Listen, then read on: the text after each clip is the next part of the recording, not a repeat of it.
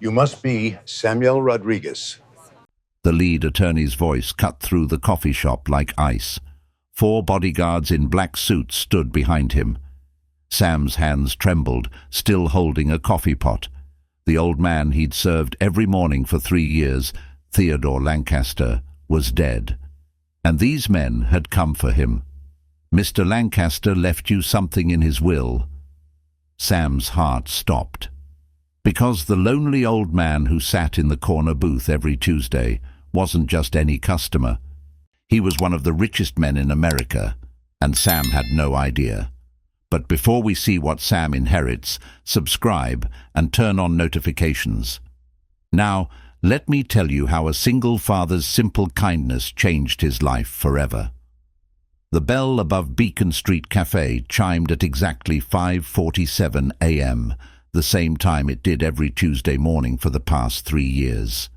The sound echoed through the nearly empty diner, mixing with the hiss of the ancient coffee maker and the sizzle of bacon on Hector's grill. Samuel Rodriguez looked up from wiping down the counter, a task he'd done so many times he could do it in his sleep, which was good because most mornings he was practically asleep on his feet. 4:15 a.m. That's when Sam's alarm went off every single day, 6 days a week. 4:15 in a tiny one-bedroom apartment in Alphabet City, where he slept on a pull-out couch so Luke could have the bedroom. 4:15 stumbling to the bathroom in the dark so he wouldn't wake his 6-year-old son.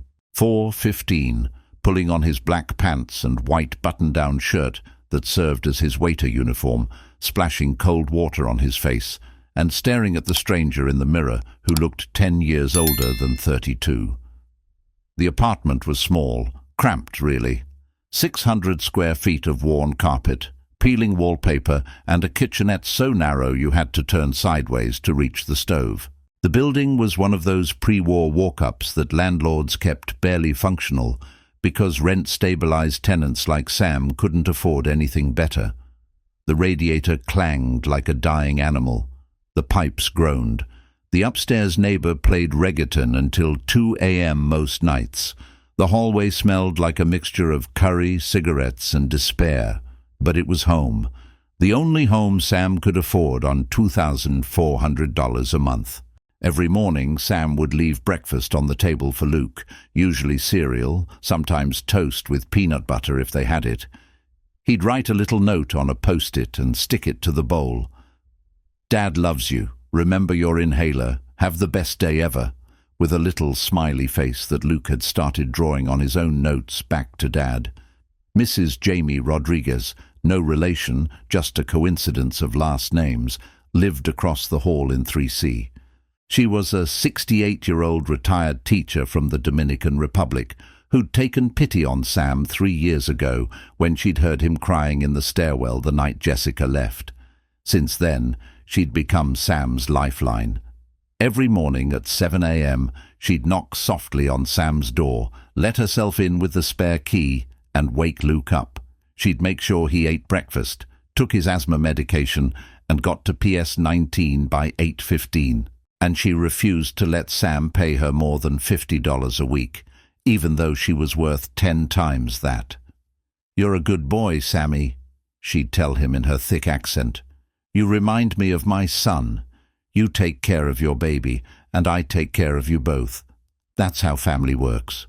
Sam's subway commute was 40 minutes if the trains were running on time, which they rarely were. He'd board the F train at Delancey Street, find a seat if he was lucky, and close his eyes for 20 precious minutes of half-sleep while the train rattled through the tunnel. Around him, the other early-morning commuters formed a silent fellowship of exhaustion. Nurses heading home from night shifts, construction workers heading to job sites, cleaning ladies with grocery bags full of supplies. Nobody made eye contact. Nobody spoke. They were all just trying to survive another day. Sam would arrive at Beacon Street Cafe at 5:25 a.m., 5 minutes early, because Tony Delgado, the owner, had a zero-tolerance policy for lateness. The cafe was located in a forgotten corner of the Lower East Side, wedged between a laundromat and a bodega that sold Lucy's and expired milk. The cafe itself looked like it hadn't been renovated since 1987. Faded mustard-yellow vinyl booths with duct tape patches, linoleum floors in a checkerboard pattern, warped and sticky, fluorescent lights that flickered and hummed, a jukebox in the corner that only played if you kicked it twice, and the smell, God, the smell, of burnt coffee, bacon grease, and pine sol that had seeped into the walls over decades. Tony Delgado, 62, was old school.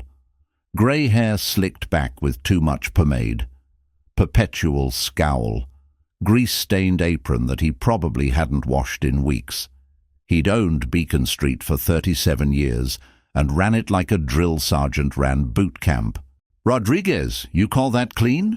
I can still see coffee rings." "Yes, Tony." "And don't yes Tony me. It's Mr. Delgado." "Yes, Mr. Delgado." But Tony had given Sam a chance when nobody else would.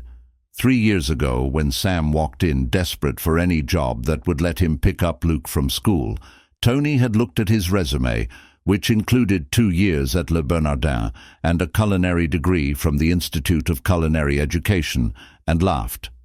"You want to work here? You're overqualified, kid. I need morning shift, 5:30 to 2. I have a son." Tony had studied him for a long moment, saw the desperation, the dark circles, the trembling hands of a man on the edge. $12 an hour plus tips, no benefits, 6 days, Tuesday through Sunday. You miss a shift, you're fired. Deal? Deal. That was 3 years ago. Sam was still making $12 an hour, still no benefits, still 6 days a week. But he'd never missed a shift, not once. Not when he had the flu. Not when Luke was sick. Not when his ancient Toyota broke down and he had to run 8 miles in the rain to make it on time. Because this job, this awful, exhausting minimum wage job, was what kept Luke fed and housed. The other waitress, Denise Murphy, was 54 and had been working at Beacon Street for 19 years. She was a tough Irish woman from Southie with bleached blonde hair, heavy eyeliner, and a Boston accent thick enough to cut with a knife. She smoked Virginia Slims on her breaks and talked about her ex-husband the way some people talked about Satan. "Mornin', Sammy," Denise said, not looking up from refilling salt shakers. "You look like shit." "Thanks, Denise." "Luke keep you up?" "Asthma attack at 2 a.m. Had to use the nebulizer." "That kid's inhaler prescription run out again?"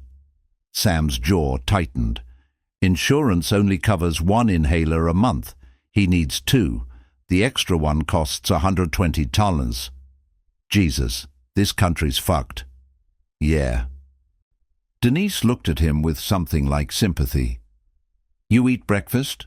"Couldn't afford it." She slid a plate across the counter. Eggs, toast, bacon. Hector made extra. "Eat." "Denise, shut up and eat, Sammy. You're no good to anyone if you pass out." Sam ate, grateful beyond words for the small kindnesses that kept him alive. And then, at exactly 5:47 a.m., the bell chimed.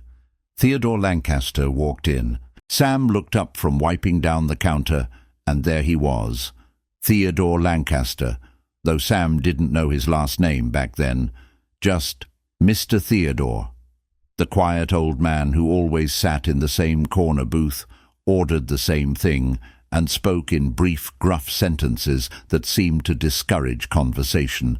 Theodore looked exactly the same as he did every Tuesday.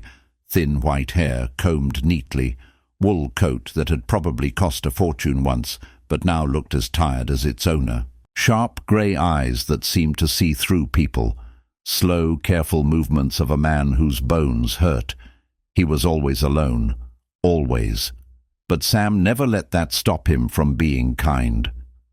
"Good morning, Mr. Theodore," Sam said with a genuine smile, grabbing the coffee pot before the old man even sat down. "The usual?" Theodore grunted, his version of yes, and lowered himself slowly into the worn vinyl booth, his joints creaking audibly. He was 76 years old, though he looked closer to 85. Thin white hair combed neatly to the side. Sharp grey eyes that seemed to see everything and trust nothing. A wool coat that had probably cost a fortune once, but now looked tired and old like its owner. Sam poured the coffee, black, no sugar, and set it down gently. Eggs over easy, wheat toast, no butter, cider fruit. Another grunt. Coming right up. Sam turned toward the kitchen, then paused. How'd you sleep last night? Theodore looked up, surprised. People didn't usually ask him questions. Fine, he said curtly. Good. It's supposed to rain later. You have an umbrella? I'll manage, Sam smiled.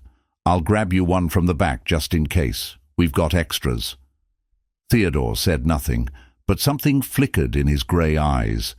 Not gratitude exactly, more like confusion, as if he couldn't quite figure out why this young waiter cared. Sam headed to the kitchen where Hector, the line cook, was already working the grill. Usual for Mr. Theodore, Sam called out. That old grump still comes in every week? Hector shook his head. Man never tips, never smiles. Why are you so nice to him? Sam shrugged.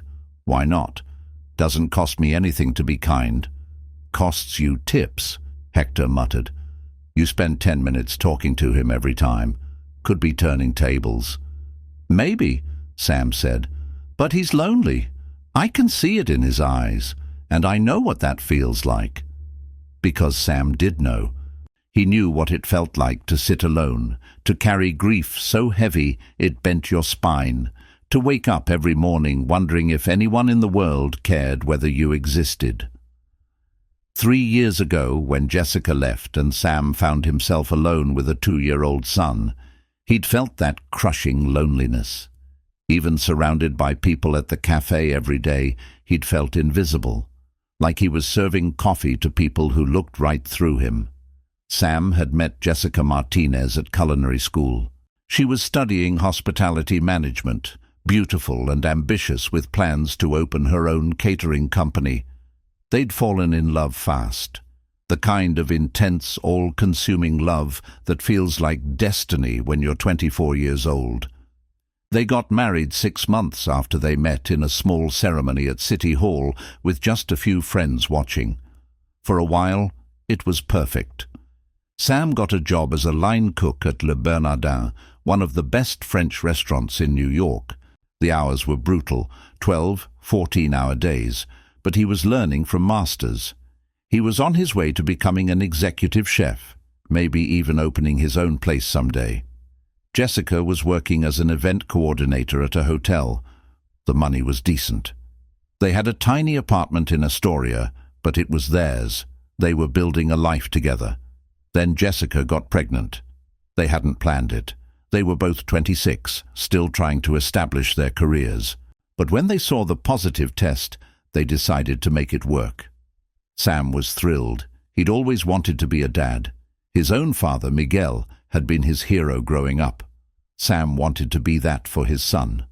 Lucas Antonio Rodriguez was born on a cold February morning. 7 pounds, 3 ounces, perfect dark curls, brown eyes like his mother, his father's smile. Sam held him in the hospital and felt a love so powerful it scared him.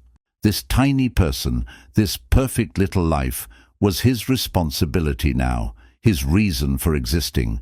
But Jessica struggled. Postpartum depression hit her hard. She couldn't sleep, couldn't eat, couldn't bond with the baby. Sam tried to help, taking over night feedings, hiring his mother Claire to come stay with them, suggesting therapy. But Jessica pulled further and further away. And then Sam's world collapsed. His father Miguel died in an electrical accident on a job site, electrocuted while working on faulty wiring in a warehouse in Queens. Miguel was only 53. Sam's mother Claire, already weak from years of smoking, had a heart attack at Miguel's funeral. She survived but was never the same. The grief hollowed her out. 2 years later, cancer finished what the heart attack started. Sam lost both parents in 2 years, and Jessica, drowning in her own depression, couldn't handle Sam's grief on top of everything else. She began staying out late, coming home drunk, disappearing for whole weekends. Sam would be home alone with 2-year-old Luke, calling Jessica's phone over and over, terrified that something had happened to her. One night, she came home at 3 a.m., makeup smudged, smelling like cigarettes and cologne that wasn't Sam's. "Where were you?" Sam's voice was raw from crying, from fear, from exhaustion. "Out." "Out where?" "Jessica, I've been calling you for 6 hours. Luke was crying for you. I thought you were dead. Maybe you'd be better off if I was." The words hung in the air like poison. "You don't mean that." "Don't I?" Jessica's eyes were cold, empty. "I never wanted this, Sam. The baby, the apartment, this life. I wanted a career. I wanted to travel. I wanted to matter. And instead I'm stuck here with a kid I didn't want and a husband who's so busy grieving his perfect dead parents that he can't see I'm dying inside. Jessica, please, let me help. We can get through this together." "I don't want to get through it. I want out." She left a week later. While Sam was at work, his last week at Le Bernardin before he had to quit because Jessica refused to watch Luke anymore, she packed her clothes, emptied their joint bank account, taking $200 that Sam had been saving for Luke's preschool, and left a note. "Sam, I'm sorry. I can't do this anymore. I need a different life. You're a good father. Luke will be fine with you. Don't try to find me." Jessica, no phone number, no forwarding address. She just disappeared. Sam had stood in their empty bedroom, holding that note, feeling like the floor had dropped out from under him. He had a 2-year-old son, no wife, no parents, no support system, a high-pressure job that required 60-hour weeks and $847 left in his checking account. He'd cried until he couldn't breathe. Then Luke had toddled into the room, dragging his stuffed elephant, and climbed into Sam's lap. "Sad, Daddy?" "Yeah, buddy. Daddy's sad." "It's okay." Luke patted Sam's face with his tiny hand. "I hear." And in that moment, Sam made a choice. He could fall apart. Or he could be the father Luke needed. He chose Luke. He quit Le Bernardin, took the job at Beacon Street Cafe because it was the only place that would hire him for morning shifts, moved to the cheaper apartment in Alphabet City, started living on $2,400 a month, started saying no to everything that cost money, new clothes, haircuts, restaurants, movies, anything that wasn't absolutely necessary. For 3 years, Sam's life had been a relentless grind of survival. Wake up, go to work, serve coffee to people who barely saw him, come home, pick up Luke, play with him, make dinner, do homework, give him a bath, read him stories, tuck him in, pay bills, cry quietly in the bathroom, go to sleep, wake up, repeat. The loneliness was crushing. Sam had no friends anymore, no time for them, no romantic prospects. Who wanted to date a broke single father with no future? No dreams left, just the daily work of keeping his son fed and housed and loved. So when he saw that same emptiness in Theodore's eyes, he recognized it immediately. The loneliness of someone the world had forgotten. The old man ate his breakfast in silence, as he always did.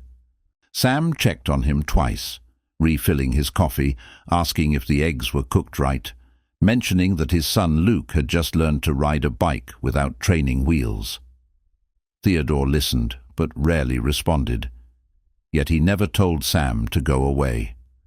And every Tuesday, without fail, he came back. What Sam didn't know was that Theodore Lancaster was worth $4.2 billion. Theodore Edward Lancaster had been born in 1947 in a working-class neighborhood in Newark, New Jersey. His father was a factory worker, his mother a seamstress. They had nothing, no money, no connections, no advantages except the relentless work ethic they drilled into their only son. "You want something in this life, Teddy?" his father used to say. You work for it. Nobody's going to hand you anything. Theodore took that lesson to heart. He worked 2 jobs through high school, earned a scholarship to Rutgers, studied engineering, graduated top of his class, got a job at a small manufacturing plant making industrial parts. And at 25, with $8,000 borrowed from his parents and a business plan scribbled on notebook paper, he started Lancaster Industries. The first 10 years were brutal, 18-hour days, sleeping in the factory, eating vending machine dinners, losing contracts, nearly going bankrupt 3 times. But Theodore was relentless. He underbid competitors, he worked weekends, he personally delivered orders to prove reliability, and slowly, impossibly, his company grew. By 1980, Lancaster Industries was making $10 million a year. By 1990, $100 million. By 2000, they'd gone public, and Theodore was worth $500 million. By 2010, after strategic acquisitions in pharmaceuticals and real estate, he was worth $3.7 billion. Forbes profiled him. Wall Street called him a genius. Politicians asked for his endorsement. He had penthouses in Manhattan, estates in the Hamptons, a vacation home in Aspen. He sat on boards. He funded hospitals, libraries, university programs. The Theodore Lancaster name was synonymous with success. He'd had everything: money, power, respect. And he'd lost the only things that mattered. He'd married Margaret Hollis in 1972, when they were both 25. She was a nurse at University Hospital in Newark, kind and patient and everything Theodore wasn't. She'd loved him when he was nobody, when he was just a broke engineer with big dreams and calloused hands. She'd worked double shifts to help pay for the factory lease. She'd believed in him when nobody else did. And Theodore had repaid her love by never being home. For 40 years, Theodore chose work over Margaret, missed anniversaries for board meetings, forgot birthdays because of acquisition deals, cancelled vacations for emergency calls. Margaret never complained. She raised their son Thomas alone. She attended school plays and parent-teacher conferences by herself. She ate dinner across from an empty chair most nights. In 2011, Margaret was diagnosed with stage IV ovarian cancer. The doctors said she'd had symptoms for years, but never got checked because she was too busy taking care of everyone else. Theodore took a leave of absence, the first in his career. He sat with her through chemo, held her hand through the pain, promised he'd change, be better, be present. "It's too late for me, Teddy," Margaret had said, her voice weak, her beautiful face gaunt from sickness. "But it's not too late for Thomas and Elena. Don't make the same mistakes with them." "I won't. I promise." Margaret died 3 months later. Theodore didn't keep his promise. He threw himself back into work with even more intensity. Work was easier than grief, easier than facing the empty house, easier than admitting he'd wasted 40 years chasing money while his wife died of loneliness. His son Thomas tried to reach him, invited him to dinners, asked him to come meet his granddaughter Elena, begged him to slow down, take time to heal, be part of the family. But Theodore was already gone, hollowed out, unreachable. And then, 7 years ago, on Theodore's 70th birthday, Thomas drove into Manhattan for a dinner Theodore had organized. A business dinner, not a family celebration.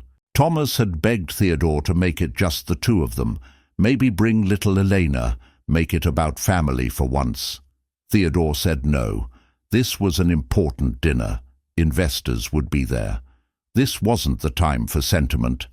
Thomas drove anyway, hoping maybe he could convince his father to leave early, come home, be a grandfather for once. He never made it. A drunk driver ran a red light on the FDR drive. Thomas's car flipped 3 times. He died on impact. He was 38 years old, and the last words he'd said to his father were on a voicemail. "Dad, I know you're busy, but could you please just once choose me over work? Just once. I love you. See you tonight. Theodore had listened to that voicemail at Thomas's funeral, listened to his son begging for love, begging for time, begging for just one evening where he mattered more than business, and Theodore hadn't even called him back. At the funeral, Theodore's granddaughter, Elena, 25 years old, eyes red from crying, walked up to him and said quietly, "You killed him." "Elena, please. He was driving to see you, because you couldn't be bothered to come to him, because even on your birthday you chose work over family. You've always chosen work over family, and now he's dead." Her voice broke. "I hope your company was worth it, because it cost you everything." She walked away, and she never spoke to him again. Theodore tried. God, he tried. He called her every week, sent letters, showed up at her apartment, tried to explain, to apologize, to somehow make up for 45 years of neglect. But Elena was done. She'd lost her father. Her mother had died of breast cancer when Elena was a baby. And her grandfather, the only family she had left, was the reason her father was dead.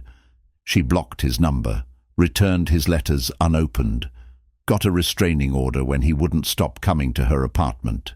Theodore had lost everything that mattered: his wife, his son, his granddaughter, and all he had left was money. Mountains of money that couldn't buy back a single moment with the people he'd lost. He'd pushed everyone away, his lawyers, his business partners, even his board of directors. He'd become bitter, cold, impossible to be around. He'd withdrawn from public life, stopped attending galas, stopped giving interviews, just disappeared into his grief. The only place he went anymore was Beacon Street Cafe.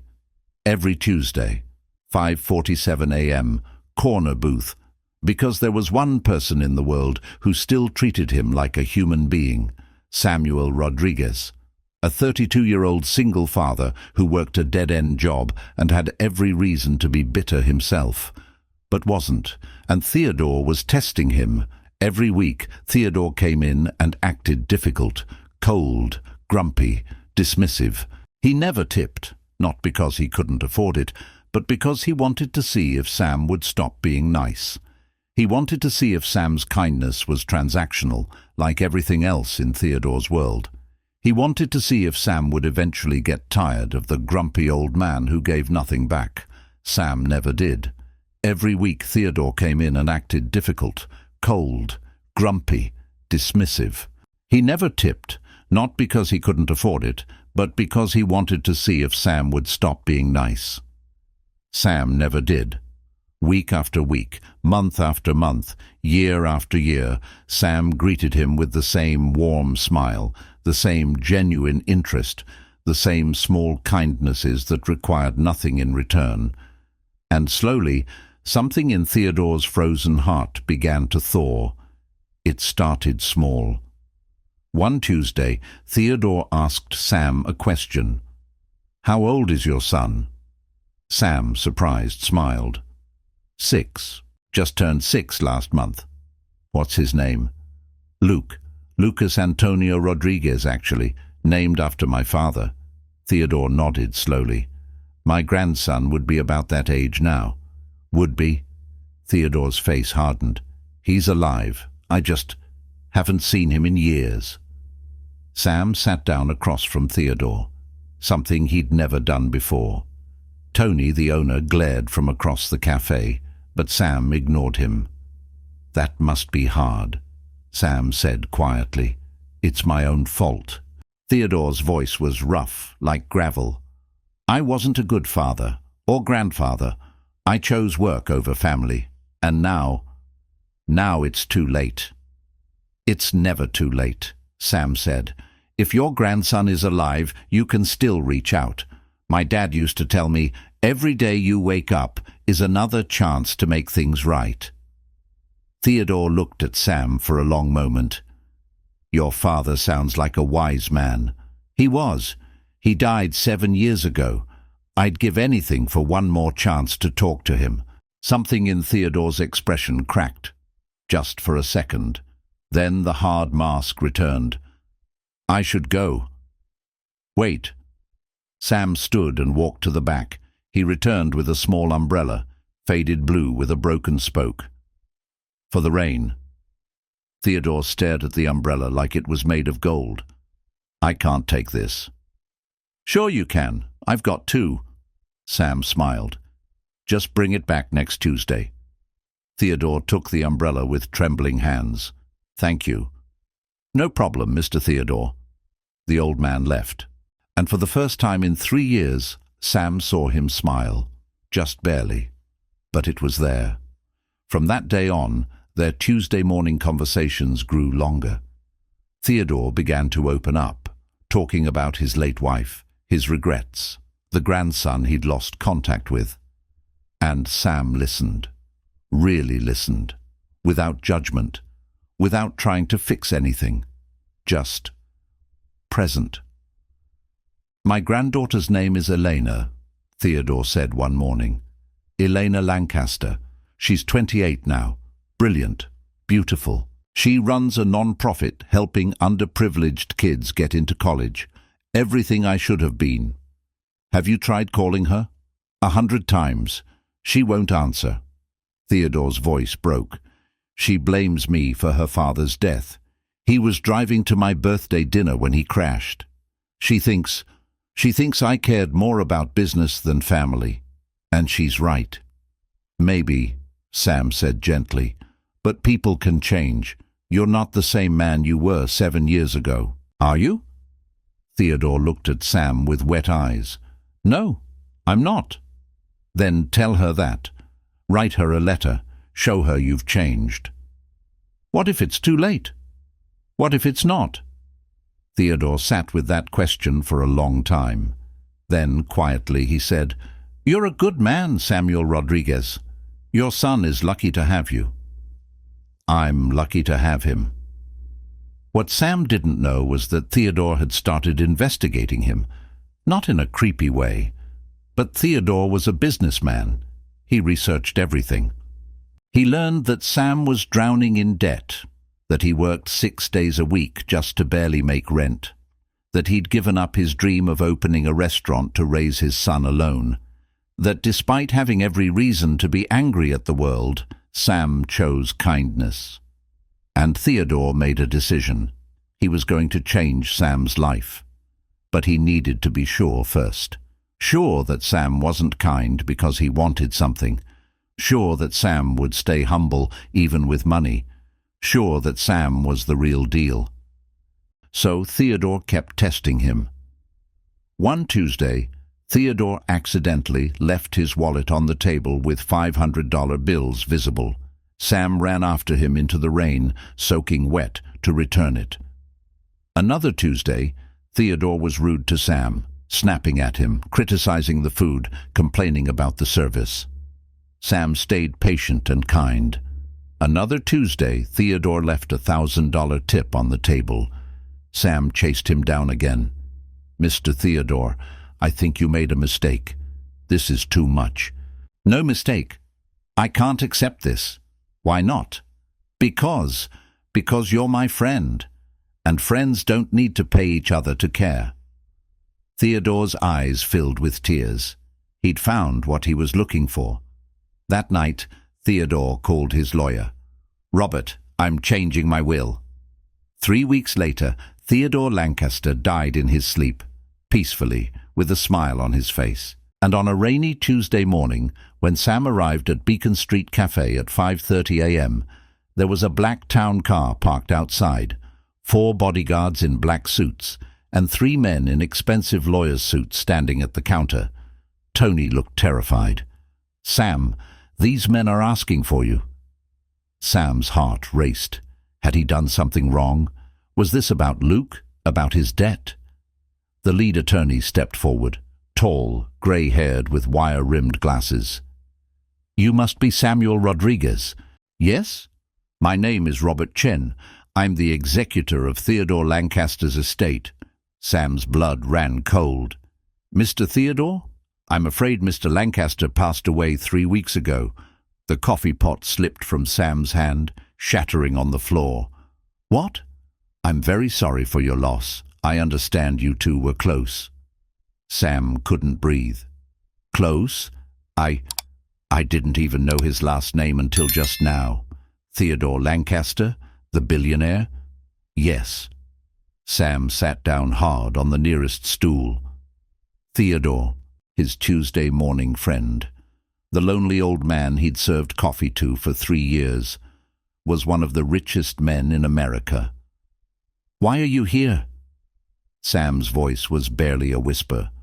Robert Chen opened his briefcase and pulled out a thick document. Because, Mr. Rodriguez, Theodore Lancaster left you something in his will. Sam's vision blurred. What? Mr. Lancaster bequeathed to you a trust fund in the amount of $2 million to be used for your son's education and your personal financial security. Additionally, he left you a building in Manhattan, a commercial property currently valued at approximately $1.8 million. He suggested in his notes that you might want to use it for your restaurant. The world stopped. Sam couldn't hear anything. Not Tony's gasp, not Denise dropping a tray, not the traffic outside. $2 million. A building, his restaurant. I don't understand, Sam whispered. Why? Robert Chen smiled, the first warm expression he'd shown. Mr. Lancaster left you a letter. He asked that I read it to you. He pulled out an envelope, opened it, and began to read in Theodore's voice. Dear Sam, if you're hearing this, I'm gone. And I imagine you're confused, maybe even angry that I lied to you about who I was. But I needed to know if your kindness was real. I needed to know if there were still good people in this world who helped others without expecting anything in return. You proved that there are. Every Tuesday morning for 3 years, you treated me like I mattered. You asked about my day. You listened to my stories. You gave me your umbrella in the rain. You called me your friend. You gave me something money can't buy. You gave me back my humanity. I spent my whole life chasing success and pushing away everyone I loved. My wife died thinking I cared more about business than her. My son died on his way to a dinner I almost cancelled. My granddaughter won't speak to me because I failed her when she needed me most. I destroyed my family with neglect. But you, Sam, you showed me what really matters. You work a minimum wage job and raise your son alone, and somehow you're richer than I ever was. Because you have love. You have purpose. You have Luke. I'm giving you this money not because I pity you, but because I want to invest in goodness. I want your son to have every opportunity. I want you to build that restaurant you dreamed about. I want you to keep being the man you are, the man who taught an old fool that kindness is never wasted. Thank you, Sam. Thank you for treating me like a human being. Thank you for showing me that I could still be worth something to someone. You gave me 3 years of friendship that meant more than 70 years of wealth. And I hope this gift lets you live the life you deserve. Your friend always, Theodore Lancaster. P.S. Take care of Eleanor for me. She needs someone who understands kindness. I think you two will get along. Robert Chen folded the letter. The cafe was silent, except for the sound of Sam sobbing. There's one more thing, Robert said gently. Mr. Lancaster arranged for you to meet his granddaughter, Eleanor Lancaster. She's waiting outside in the car. He wanted you two to execute the charitable foundation he left behind together. If you're willing. Sam wiped his eyes, nodded. Yes, of course. Robert gestured to one of the bodyguards, who opened the cafe door, and Elena Lancaster walked in. She was 28, with dark brown hair pulled back in a professional ponytail, wearing a grey blazer and jeans. She had Theodore's sharp grey eyes, but hers were softer, warmer, filled with grief and curiosity. She looked at Sam. You're Samuel Rodriguez? Sam. People call me Sam. I'm Elena. Her voice cracked. My grandfather. He talked about you.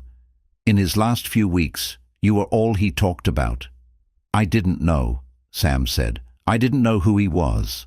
I know. That's why he loved you. Elena's eyes filled with tears. "He said you were the only person who saw him as just Theodore. Not a billionaire, not a CEO. Just an old man who needed a friend." Sam stood, walked over, and without thinking, pulled Elena into a hug. She stiffened for a second, then broke down crying. "I'm so sorry," Sam whispered. "He loved you so much. He talked about you every week. He was so proud of you." "He never told me that." "I think he was too scared, too ashamed of the years he wasted." They stood there crying together, two strangers bound by the love of a lonely old man who'd taught them both what really mattered. Over the next few months, Sam's life transformed in ways he never imagined. The day the trust fund cleared was a Tuesday, fitting somehow. Sam had been at Beacon Street Cafe, going through his usual routine, when his phone buzzed with a notification from his bank app. He almost ignored it. Notifications from his bank were usually overdraft warnings or minimum balance alerts, but this one was different. Deposit 2,000 douanes, available balance 2,000 U127.43. Sam stopped wiping the counter, read it again, then again. His hands started shaking so badly he had to sit down. "Sam, you okay?" Denise asked, concerned. I don't..." Sam couldn't form words. He showed her the phone. Denise's eyes went wide. "Holy shit!" "Language!" Tony barked from across the cafe, then saw Sam's face. "What's wrong?" "Nothing's wrong," Sam whispered. Everything's different now." The first thing Sam did, before he told anyone, before he celebrated, before he let himself believe it was real, was pay off his debts. $200 to Capital One, $4,100 to Chase, $2,800 to Discover, $3,900 in back rent to his landlord, $200 to the hospital for Luke's emergency room visit last year, $840 to Con Edison for the electric bills he'd been paying in installments. He sat at his tiny kitchen table at 2 a.m., laptop open, making payments. And with each payment successful message, he felt a weight lift from his shoulders. A weight he'd been carrying for so long, he'd forgotten what it felt like to stand up straight. When he finished, his checking account still had $1,978,960 in it. Sam put his head down on the table and cried. Not sad tears. Relief tears. The kind of tears that come when you've been holding your breath for 3 years, and finally, you can breathe. The second thing Sam did was buy Luke new shoes. The kid had been wearing sneakers 2 sizes too small because Sam couldn't afford new ones. Now, Sam took Luke to the fancy shoe store in Soho, where the sneakers cost $80 and they actually measured your feet properly. "Dad, these are so cool!" Luke jumped up and down in his new light-up sneakers. "You like them, buddy?" "I love them." Luke hugged Sam's legs. "Are we rich now?" "We're comfortable." "What's comfortable mean?" "It means Daddy doesn't have to worry about groceries anymore." "Does that mean we can get the good cereal, the one with the cartoon on the box?" Sam laughed through tears. "Yeah, buddy, we can get the good cereal." They bought $200 worth of groceries that day. Real groceries, fresh fruit, vegetables, the name brand cereal, actual orange juice instead of the powder mix, chicken breasts instead of the cheapest ground beef. Luke sat in the cart, eyes wide, watching his dad fill it up without checking prices or doing mental math. "Dad, are you sure we can afford all this?" "Yeah, buddy, we can afford it." That night, Sam made dinner in their tiny kitchen, chicken parmesan with real mozzarella, a side salad with vegetables Luke had picked out, and garlic bread from the bakery instead of the freezer section. They ate at their small table, and Luke said it was the best meal he'd ever had. Sam cried again, because his 6-year-old son thought chicken parmesan was a feast. The third thing Sam did was go see the building Theodore had left him, Robert Chen, the lawyer, met him at the address, a corner lot in the Lower East Side, a neighborhood that was half gentrified, half forgotten. The building was small, maybe 2,000 square feet, red brick, big windows. It had been a butcher shop in the 1960s, then a bodega, then a check cashing place. Now it sat empty, waiting. "It needs work," Robert said. "Probably $300,000 to $400,000 to gut and renovate. But the bones are good, and the location is excellent." Sam walked inside. The space was filthy, covered in dust and graffiti. Old shelves lined one wall. The floor was cracked linoleum. The ceiling had water damage. It smelled like mildew and failure. But Sam could see it. He closed his eyes and saw gleaming kitchen equipment, warm lighting, tables filled with families, the smell of his cooking filling the air. His restaurant, the dream he'd buried 3 years ago. "I'll take it," Sam said. That weekend, Sam brought Luke to see the building. The 6-year-old walked around the empty space, his footsteps echoing. "This is gonna be our restaurant, buddy." "Really? Really? What are we gonna call it?" Sam thought about Theodore, about those Tuesday mornings at Beacon Street Cafe, about a lonely old man who'd seen something in Sam that Sam hadn't seen in himself, about kindness that asked for nothing but gave everything in return. "Beacon Street," Sam said. "We're calling it Beacon Street Restaurant, after the cafe where I met a friend." "Was Mr. Theodore your friend?" Sam had told Luke about Theodore's death, about the inheritance, about the fact that the grumpy old man Sam sometimes mentioned had actually been a billionaire. Luke had listened with wide eyes, not fully understanding but knowing it was important. "Yeah, buddy, he was my friend, and I think he would have liked you. I wish I could have met him." "Me too." They stood in the empty building, imagining the future. For the first time in 3 years, Sam let himself dream. And it didn't hurt. But the biggest change wasn't the money or the building. It was Elena. Sam had been nervous about meeting her. What do you say to someone who blamed their grandfather for their father's death? How do you tell them that the man they hated had, in his last years, become something close to good? He needn't have worried. Elena Lancaster walked into Beacon Street Cafe that first morning with the lawyers, and Sam immediately saw Theodore in her. The same sharp grey eyes, the same careful way of observing everything before speaking, the same guarded expression that said, "I've been hurt before, and I'm not letting it happen again." She was 28, dressed in a professional grey blazer and jeans, her dark brown hair pulled back in a ponytail. She wore no makeup, no jewelry except small silver earrings. She looked tired, the kind of tired that comes from carrying grief for too long. "You're Samuel Rodriguez?" Her voice was soft but firm. "Sam. People call me Sam." "I'm Elena Lancaster." She hesitated. "My grandfather talked about you." "He talked about you too. Every Tuesday. You were his favorite subject." Elena's eyes filled with tears. "I didn't know that. He was so proud of you, your work with underprivileged kids, your non-profit. He said you were everything he should have been." "He never told me that." "I know. He wanted to. He was just scared." They sat in the booth, Theodore's booth, and talked for 3 hours. Sam told Elena everything, every Tuesday morning conversation, every story Theodore had shared about Margaret, about Thomas, about his regrets. Every time Theodore had asked Sam's advice about how to reach Elena. Every time Theodore had said, "I wish I could tell her I'm sorry." He was sorry, Sam said. At the end, that's all he felt. Regret for the years he wasted.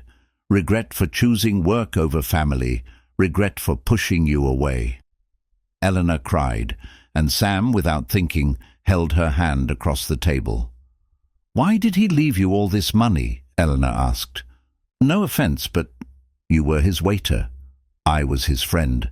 And I think I reminded him of who he used to be, before the money, when he was just a kid from Newark who wanted to build something, when he still believed kindness mattered. Elena nodded slowly. He wrote me a letter. Robert gave it to me. I haven't read it yet. I'm scared. Why? Because what if it's just excuses? What if he's still the same man who chose work over my father? Sam squeezed her hand. People can change, Elena, even at 76. I saw it happen. Theodore changed. He just ran out of time to show you. Elena cried harder. I wasted 5 years. 5 years I could have spent forgiving him, and now he's gone. He forgave you. He told me. He said you had every right to be angry. He said he hoped someday you'd be able to remember him as someone who tried, at the end, to be better. Will you help me read the letter? Elena asked suddenly. I don't think I can do it alone. Of course. They met the next day at a coffee shop in the West Village. Elena brought the letter, thick envelope, Theodore's handwriting on the front. They sat outside under an umbrella while people rushed past on the sidewalk. Eleanor's hands shook as she opened it. Sam sat quietly, giving her space. The letter was 12 pages, handwritten. Theodore's shaky, cursive filling page after page. Eleanor read it aloud, her voice breaking every few sentences. My dearest Elena, if you're reading this, I'm gone, and I imagine you're angry. Maybe you're relieved. Maybe you don't care at all. You'd have every right to feel any of those things. I need you to know something. Your father's death was my fault, not legally. I know the drunk driver was charged, convicted, sentenced, but morally, ethically, spiritually, it was my fault. Thomas was driving to see me, on my birthday, to a dinner I should have cancelled, to spend time with a father who'd never been there for him. I killed him by choosing work over family for 45 years. I killed him by being too important, too busy, too self-absorbed to just be his dad. Your grandmother tried to tell me. She begged me, Eleanor. In the hospital, dying of cancer I didn't notice because I was always at the office. She begged me not to make the same mistakes with Thomas, with you. I promised her I'd change. I lied.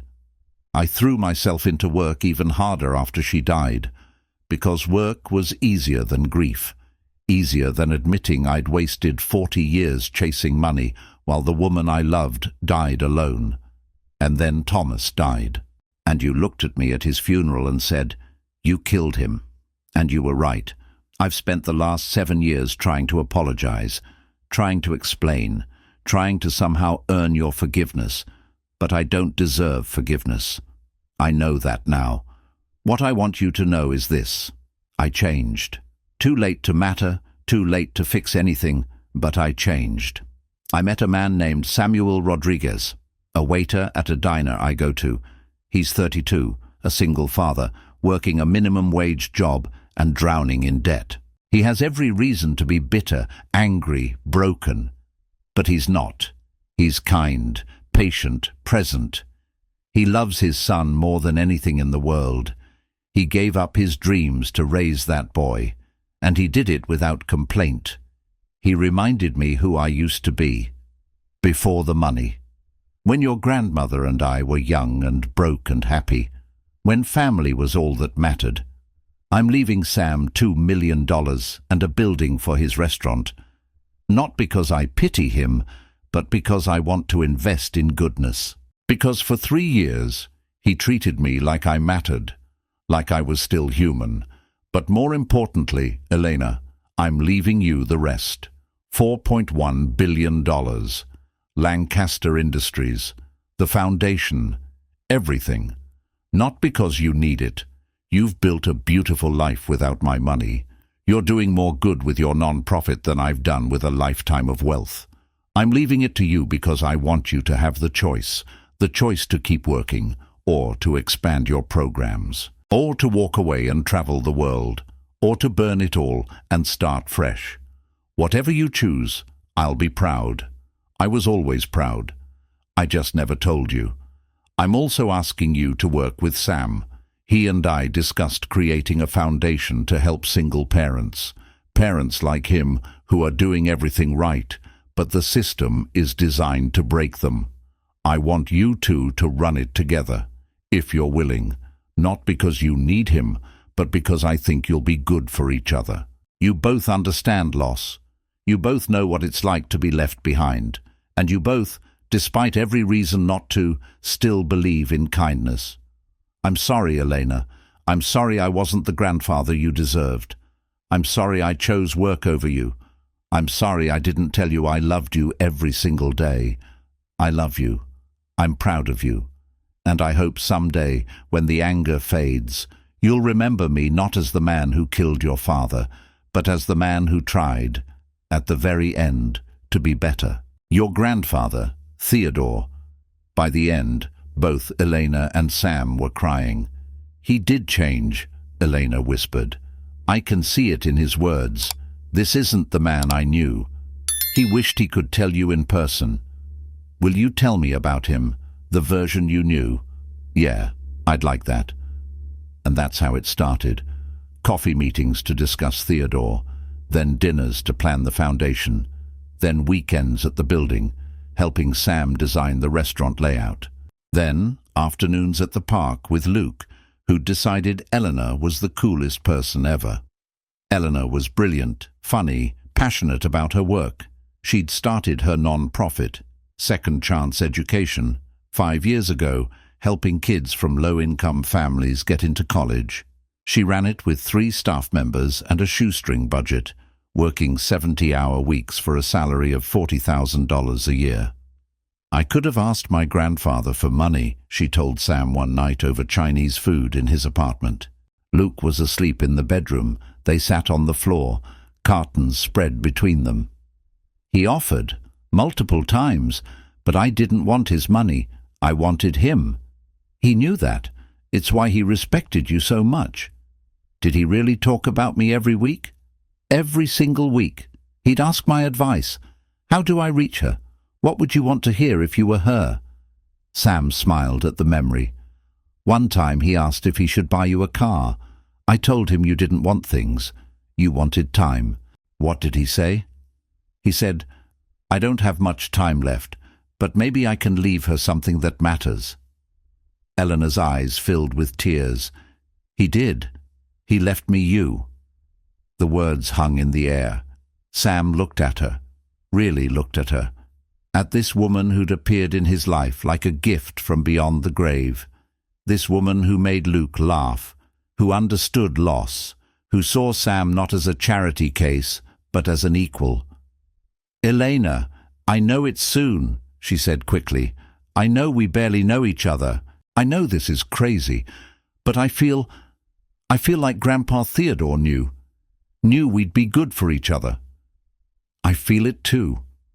They kissed, soft and tentative at first, then deeper. And when they pulled apart, both of them were smiling. Luke's gonna flip out, Sam said. He keeps asking if you're gonna be his new mom. Elena laughed. What do you tell him? I tell him it's complicated, but honestly, I hope so. Me too. She and Sam began working together on Theodore's charitable foundation, an organization dedicated to helping single parents start small businesses. Every week, they met to review applications, make grants, and plan events. And every week, Sam found himself looking forward to seeing her. Elena was brilliant, passionate, funny. She'd inherited her grandfather's sharp mind, but had a warmth Theodore had lost decades ago. She told Sam about her childhood, how Theodore had missed her birthdays, her graduations, every important moment, how she'd begged him to just be present, to just care about something other than work. And then my dad died, Elena said one evening over coffee, and I blamed Grandpa. I told him I hated him. I told him I never wanted to see him again. Her voice broke, and I didn't. For 5 years I refused every call, every letter, every attempt, and now he's gone, and I can't take it back." "He forgave you," Sam said quietly. "He told me. He said it was his fault, that you had every right to be angry." "Did he? Did he talk about me a lot?" "Every Tuesday. You were his favorite topic. He was so proud of your work, so proud of the woman you'd become." Elena cried, and Sam held her hand. Something shifted between them that night. What had started as a professional partnership, two people executing a dead man's will, became something deeper. They began meeting outside of work. Coffee on Saturday mornings, lunch on weekdays, dinners that stretched late into the night. Elena met Luke and fell in love with the bright, funny 6-year-old who asked a million questions and gave hugs that could heal wounds. "Your dad is pretty cool," Elena told Luke one afternoon while they were painting the new restaurant. "I know," Luke said seriously. "He's the best dad in the world." "I think you're right." Luke looked up at her with paint on his nose. "Are you going to be my new mom?" Elena's face turned bright red. Sam, overhearing from across the room, laughed. "Luke, you can't just ask people that." "Why not? You like her. She likes you. Isn't that how it works?" From the mouths of babes. That night, after Luke was asleep, Sam and Elena sat on the fire escape of his apartment, looking out at the city lights. "Sorry about Luke," Sam said. "He's direct." Elena smiled. "He's perfect, just like his dad." Sam looked at her, really looked at her. "Elena, I know," she said softly. "Me too. This is crazy. We've only known each other 6 months. My grandfather knew you for 3 years and left you his entire heart in a letter. Time doesn't matter when you know." "Know what?" Elena took his hand. "That some people come into your life and change everything." Sam kissed her, and for the first time in years, he felt complete. 1 year later, on a Tuesday morning, because of course it was a Tuesday, Beacon Street Restaurant opened its doors for the first time. The renovation had taken 9 months, $380,000, countless sleepless nights, arguments with contractors, permit delays, moments when Sam thought it would never happen.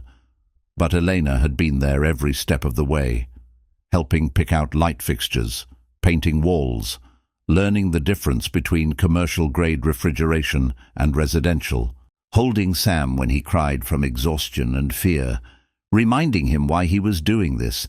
The restaurant was beautiful, not fancy.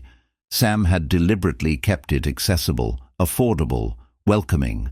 Exposed brick walls, warm Edison bulb lighting, mismatched vintage chairs and tables Sam had found at flea markets, an open kitchen so diners could watch the cooking, and in the back corner, Theodore's booth, with a small bronze plaque that read, "Reserved for Mr. Theodore, friend, family, forever."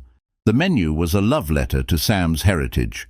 Mofongo with garlic shrimp, his father Miguel's recipe, Irish lamb stew, his mother Claire's specialty, pernil with tostones, pastelon, boxty with bacon, shepherd's pie with a Puerto Rican twist.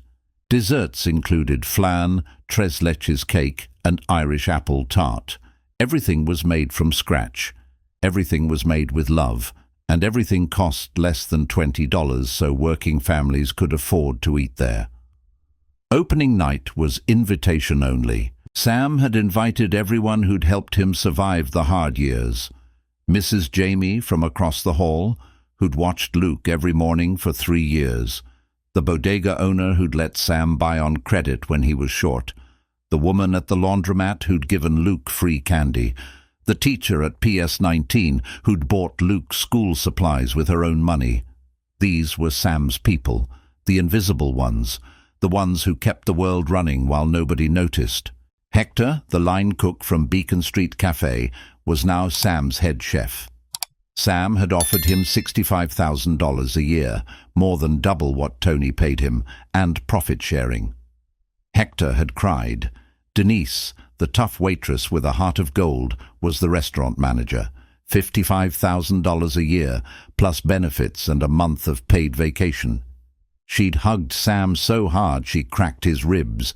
Even Tony Delgado had come, dressed in an actual clean shirt for once. He'd walked around the restaurant with tears in his eyes, touching the walls like he couldn't believe it was real.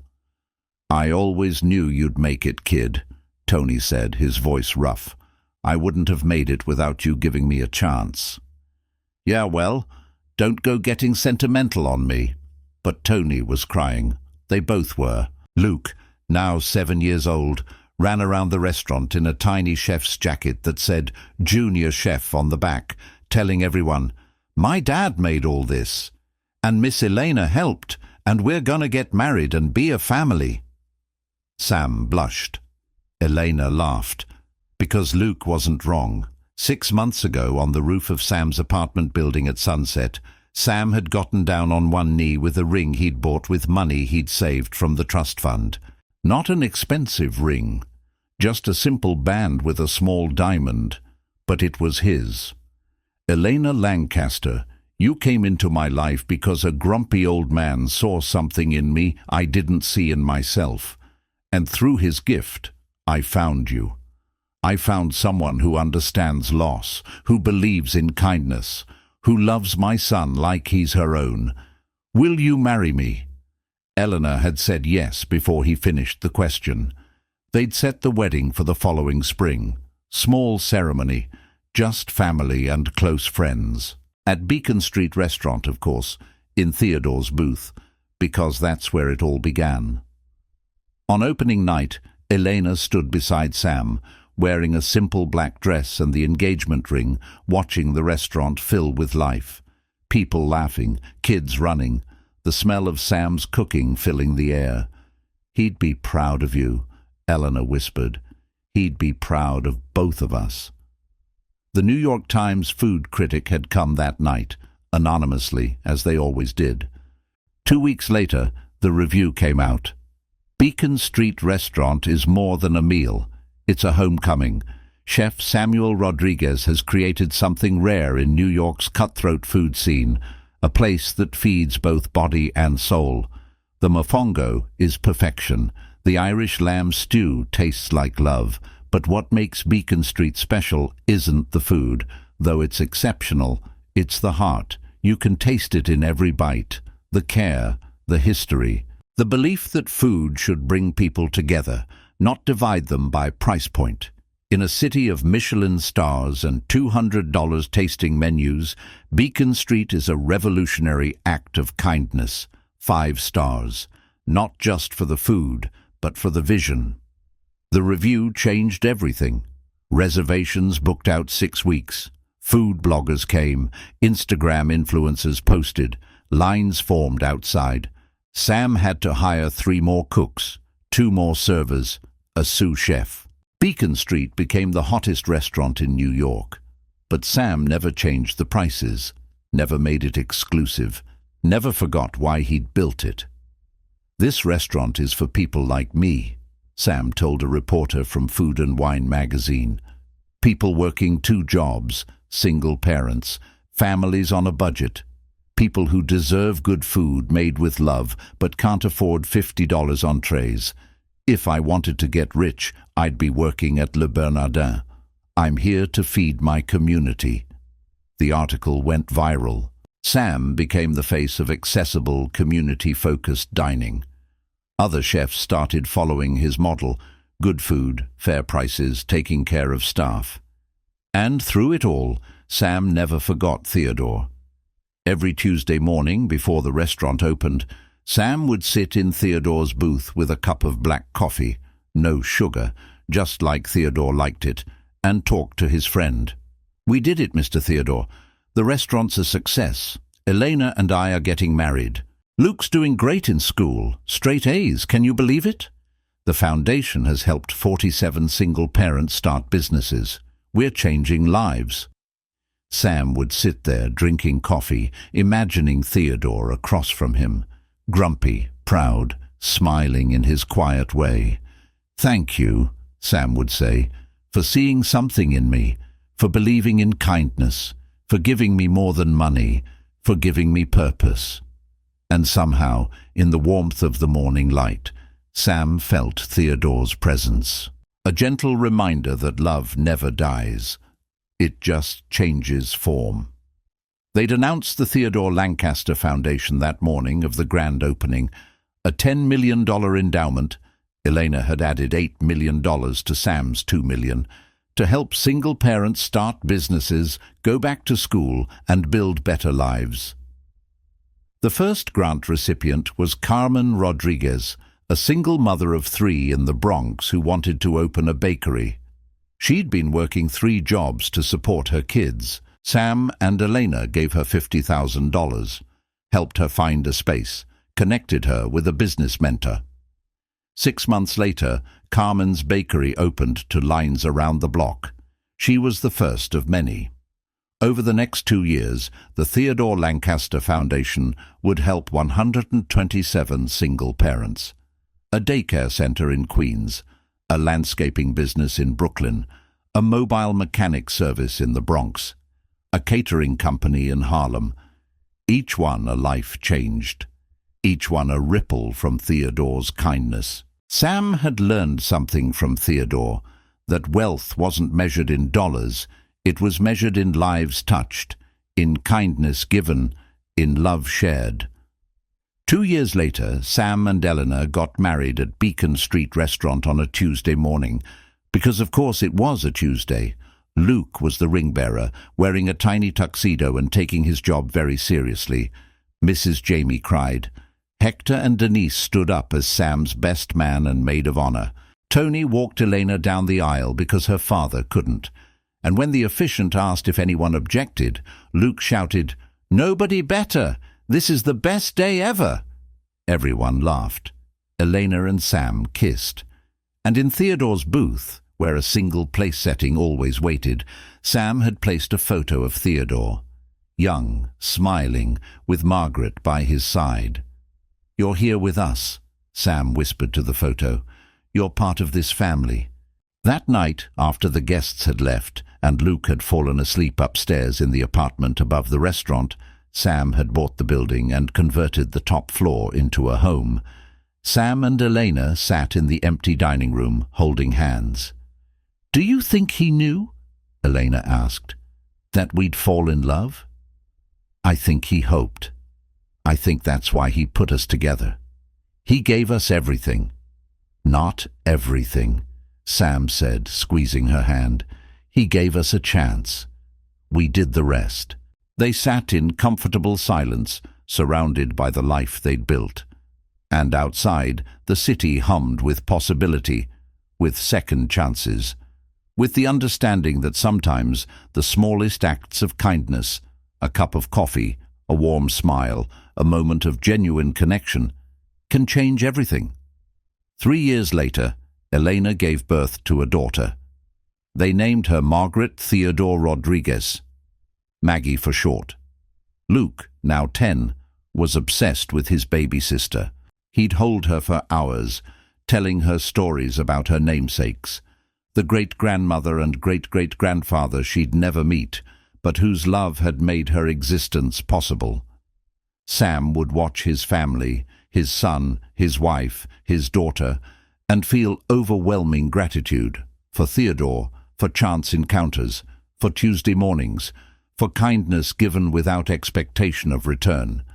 And every Tuesday, without fail, Sam still sat in Theodore's booth with his black coffee and talked to his friend.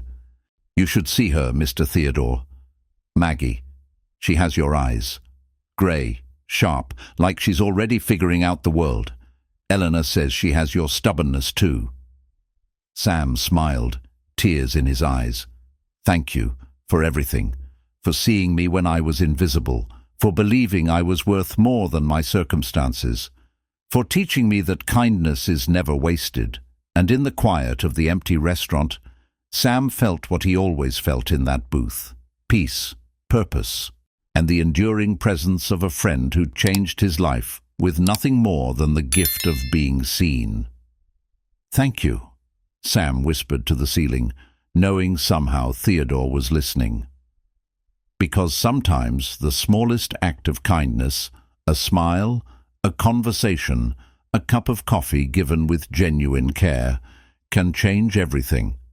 Theodore Lancaster had been one of the richest men in America, but the greatest gift he ever gave wasn't money. It was teaching Sam and Eleanor that the only wealth that matters is the love you give. And in the end, that love came back 100-fold. Sam never forgot those Tuesday mornings. Every week, he reserved the corner booth at Beacon Street Restaurant from 5:30 to 7 a.m. It was always kept empty, with a small brass plaque that read, "Reserved for Theodore, friend, teacher, family." And every Tuesday morning, Sam would pour 2 cups of black coffee, set one at the empty booth, and say quietly, "Good morning, Mr. Theodore," the usual. And somehow, in the warmth of the restaurant he'd built, in the love of the family he'd found, in the kindness he continued to give every single day, Sam felt Theodore smile.